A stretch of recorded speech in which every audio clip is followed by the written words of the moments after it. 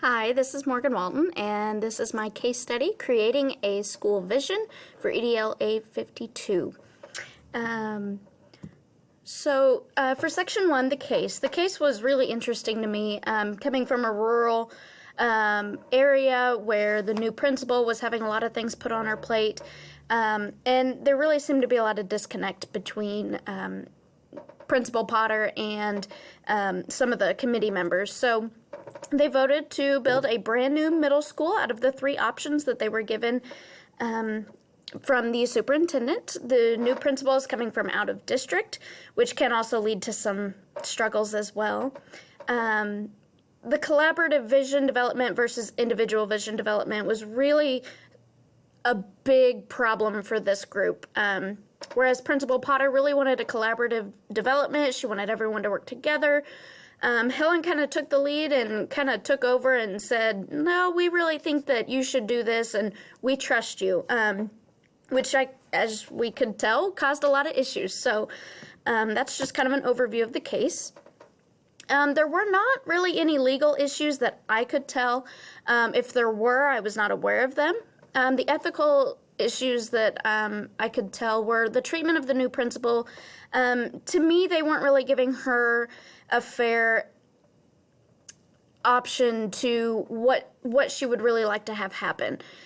She was kind of shut down with her idea of people being able to collaborate and come up with this together. And no matter how many times she stated that that's what she really wanted, the committee really kind of shut her down. And Helen was kind of the lead in that. And I could see their leadership styles really clashing there.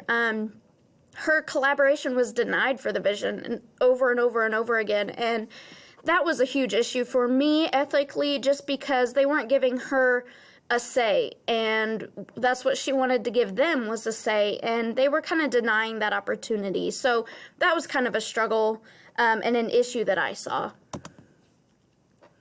Section 3 was synthesizing. How can differing leadership styles work collaboratively for the success of the whole? This is what I see as happening in one complete sentence, is we have several different leadership styles, and they all need to come together and work collaboratively for the success of the whole being the brand new middle school, the district, and overall just the students.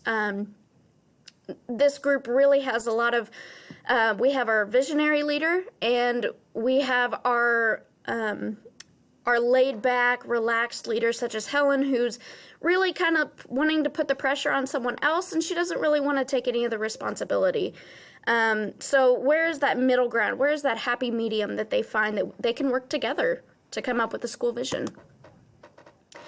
So here's the facts. We've got several people. We have Superintendent Joe Rawlings. We have the board members who were part of the reason why there is a brand new school and that they have the advisory committee. Principal Susan Potter, brand new, coming from out of the district. Visionary leader, really wants to work collaboratively on this. Our advisory committee, which is led by Helen Potter, or by Helen, the English teacher. We don't really hear a whole lot from the other committee members except for the physical education teacher, because Helen really kind of seems to take control. This takes place in Lightville. It's a small rural community with increasing population and enrollment due to their land opportunities. Their program, we have currently their programs, their schools are K-6 and 7-12 for the junior and senior high. The proposed buildings with the new middle school would be K-5, 6-8, and then 9-12, which would really change up their school dynamics since they have been. Public school system, it's not private in any way. Curriculum instruction and everything else is still being determined by the new principal, and that was really given by Superintendent Rawlings. He really wanted the new principal to have the responsibility and the opportunity to come up and develop this new curriculum and instruction. She was given the opportunity to hire within the district and also hire outside of the district, so that's another part of the program that would be changing. The unknown. These are things that I really didn't understand from Our case study is a lot of the demographics, the customs and traditions of this community. What are things that this community is used to doing? What do they normally do? We know that it's a small rural community and that their land opportunities are bringing more people in. But what does this mean? Does this mean that they're mainly a farming community? Does this mean that they have a lot of people who work in industry? What does this mean? Another thing would be the norms, the cultural norms. We don't know a lot about the cultural norms. What are the ethnicities of the majority of the people? This can lead to a lot of different cultural norms that we just don't seem to get from this case study. We need to understand our community before we can build a vision, in my opinion. The socioeconomic status of the community. It's really important to know if we are mainly middle class or lower class, because the vision can change. It doesn't have to, but depending on the community and the society that you're in, the vision of that school can be completely different. Do they have any ELL students? Are there students that don't speak English, or maybe they are currently learning English? What about the parents? What is this like? These are things that we don't know, and I would be interested to know prior to developing the vision for the school. All right, review and prioritize.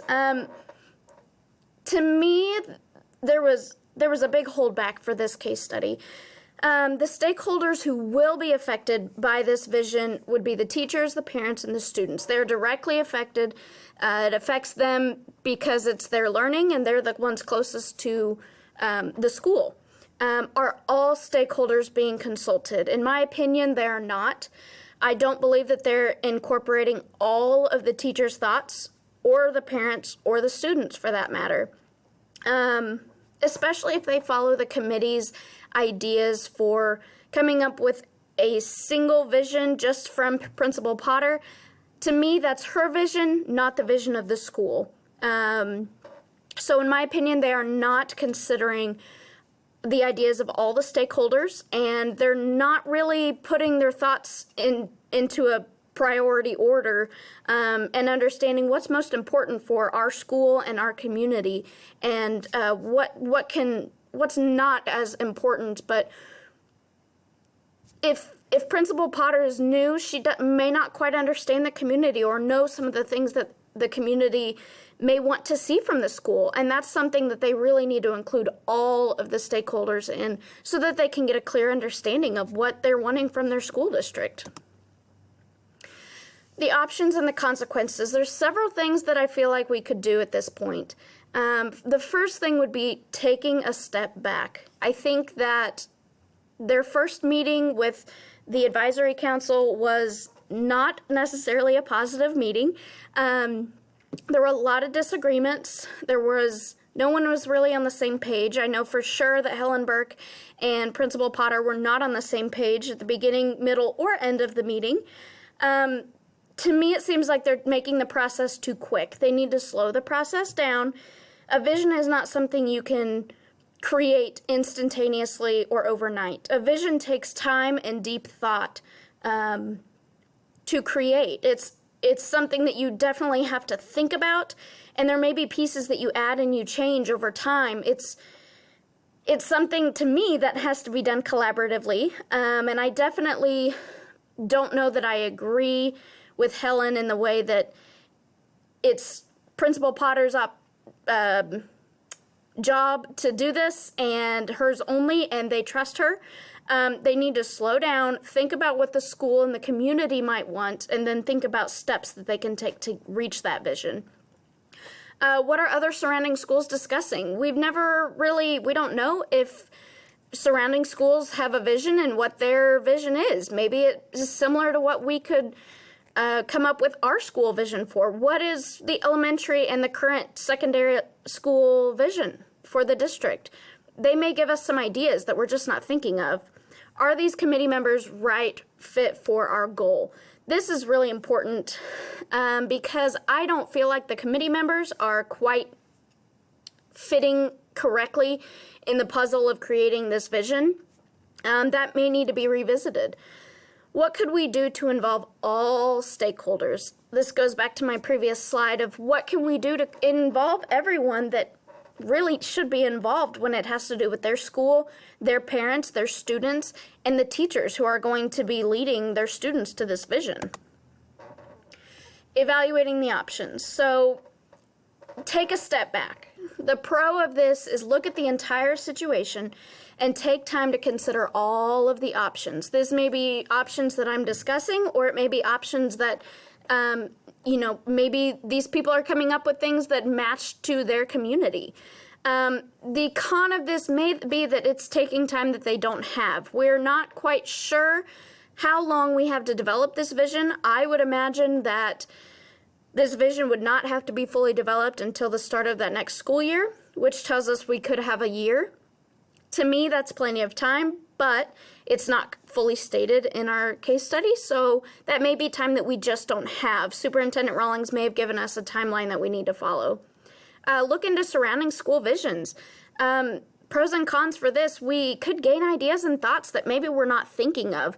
This could give us a jolt to get started that we may need. Sometimes it's easier to take something and tweak it and change it to fit our needs than it is to simply start from a blank slate and start fresh. The con may be that it may cause more confusion. It may cause more issues than benefit.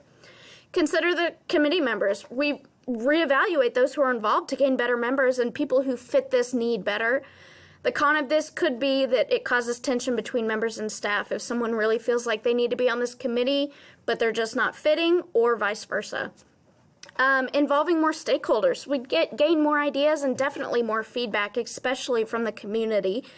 The con of this would definitely be that you could have too many ideas. If you have too many brains, it could lead to too many ideas, which could cause to more issues.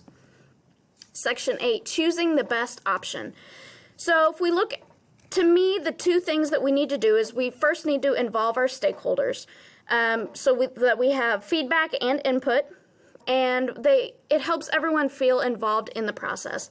And secondly, to me, it's best if they gain a general base vision from surrounding schools or the two originating school districts, and then tweak and change it to meet the new school's needs. And there's nothing that says it has to be perfect the right time. It's something that can be changing as it on goes.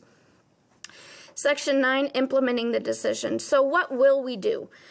To me, what we will do is we will include all stakeholders, send out a survey to parents, invite them into a parent night and have a discussion there. What do you want? What do you expect to see from our school? And then talk about it with other schools or the current elementary and secondary school and gain some ideas. What could happen? It could be a total fail. We could have too many ideas. It could be a big argument. We could have a lot of people fighting. Hopefully we wouldn't have that, but you never know. Who would this include? Parents, teachers, students would be my main people to include. And then obviously the community. If the community wants to be involved, there's nothing wrong with that. It is their local school system. Plan B. Plan B could always be to return back to that small committee that they created, take the ideas that they've gained, and take it down to the smaller group to understand what specifically they need for this school. Take all the ideas they've gained from all these other brains and narrow it down into a smaller group of ideas and thoughts so that they can better create a vision for this school, this brand new middle school. They have such a wonderful opportunity to create a new vision, and it's an opportunity that I would love to hopefully have one day. So I appreciate you watching. My time is almost out, and thank you.